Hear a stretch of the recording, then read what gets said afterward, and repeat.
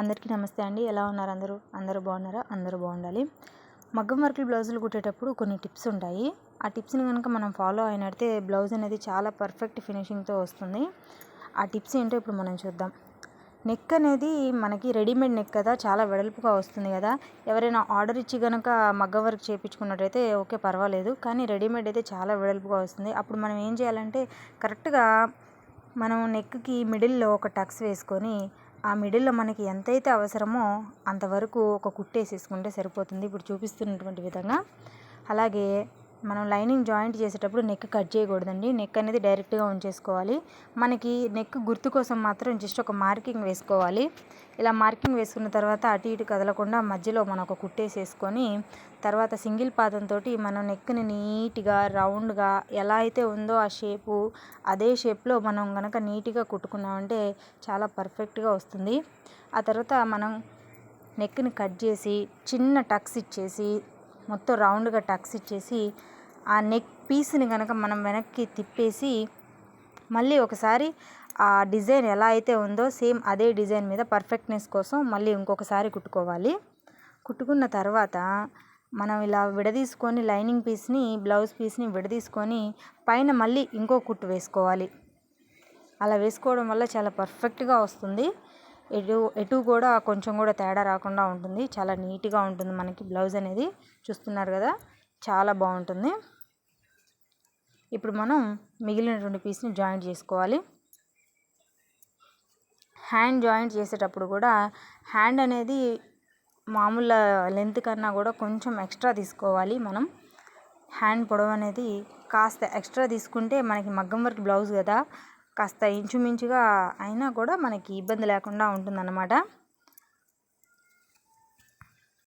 కరెక్ట్గా middle point చూసుకొని మనం కనుక జాయింట్ చేసుకొని సేమ్ మన నెక్ ఎలా అయితే జాయింట్ చేసుకున్నామో అదే విధంగా పీస్ని తిప్పేసుకొని పైన ఒక కుట్టు వేసేసుకుంటే చాలా పర్ఫెక్ట్గా వస్తుంది. ఇలా మనం హ్యాండ్ కూడా కంప్లీట్గా జాయింట్ చేసేసుకోవాలి. సేమ్ చూస్తున్నారు కదా, మధ్యలో ఒక టక్స్ ఇచ్చేసి నీట్గా జాయింట్ చేసేసి పైన ఒక కుట్టేసేసి వెనక్కి గనక మనం తిప్పేసామంటే హ్యాండ్ జాయింట్ అనేది అయిపోతుంది.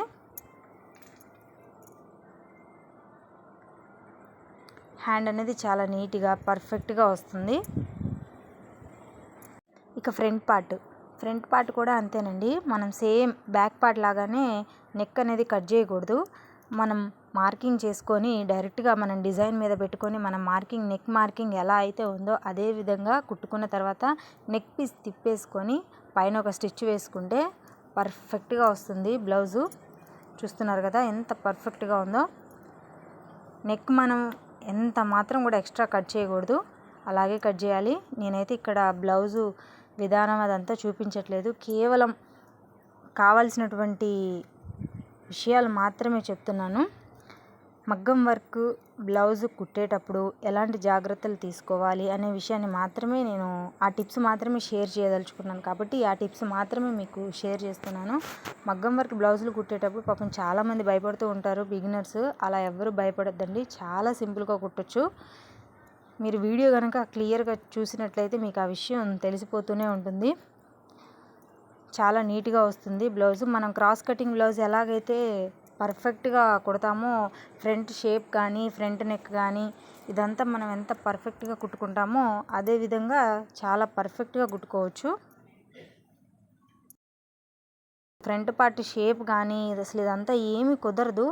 ఏంటి అని అడిగితే మగ్గం వర్క్ బ్లౌజులు కదా అలాగే ఉంటాయి, అంత పర్ఫెక్ట్గా కుదరాలంటే కుదరదు, మనమే ఎలాగైనా సరే భరించాలి, తప్పదు, వర్క్ కావాలనుకున్నప్పుడు మరి ఏం చేస్తాము, తప్పదు కదా అని చెప్పేసి అంటూ ఉండడం కూడా నేను విన్నాను.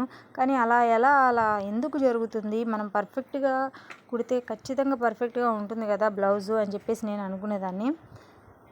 చాలాసార్లు కుట్టాను నేను మగ్గం వర్క్ బ్లౌజులు, రెడీమేడ్వి కుట్టాను. రెడీమేడ్ బ్లౌజులకి అయితే ఇంకా వెడల్పు వస్తుందండి నెక్, కాబట్టి దాన్ని కూడా మనం అడ్జస్ట్ చేసుకోవచ్చు. ఈ బ్లౌజ్ అయితే మా సిస్టర్ది, తను దగ్గరుండి తను మెజర్మెంట్స్ తోటి వర్క్ చేయించుకుంది కాబట్టి అంత ఇబ్బంది ఏమీ అనిపించలేదు. చాలా పర్ఫెక్ట్గా కుదిరింది బ్లౌజ్ అనేది. కాస్త ఇంచుమించు ఉన్న మనం అడ్జస్ట్ చేసుకోవచ్చు. వీడియో నచ్చితే ఖచ్చితంగా లైక్ చేయండి, షేర్ చేయండి,